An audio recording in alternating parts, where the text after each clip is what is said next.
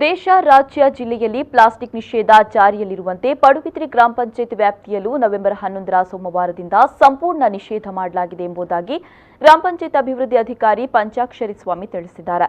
ಈ ಬಗ್ಗೆ ಮಾತನಾಡಿದ ಅವರು, ಪಡುಬಿದ್ರಿಯ ಗ್ರಾಮ ಪಂಚಾಯತ್ ವಾಣಿಜ್ಯ ಸಂಕೀರ್ಣದಲ್ಲಿ ಕಾರ್ಯಾಚರಿಸುತ್ತಾ ಇದ್ದ 2 ಪ್ಲಾಸ್ಟಿಕ್ ಚೀಲ ಸಹಿತ ಇತರೆ ಪ್ಲಾಸ್ಟಿಕ್ ಸಾಮಗ್ರಿಗಳ ಮಾರಾಟದ ಅಂಗಡಿ ಹಾಗೂ ಎಲ್ಲಾ ಅಂಗಡಿ ಹೋಟೆಲ್ಗಳಿಗೆ ತೆರಳಿ ಮುಂದಿನ ಸೋಮವಾರದಿಂದ ಯಾವುದೇ ಪ್ಲಾಸ್ಟಿಕ್ ಚೀಲ ಬಳಕೆ ಸಹಿತ ಮಾರಾಟ ನಡೆಸದಂತೆ ಖಡಕ್ ಸೂಚನೆ ನೀಡಲಾಗಿದೆ.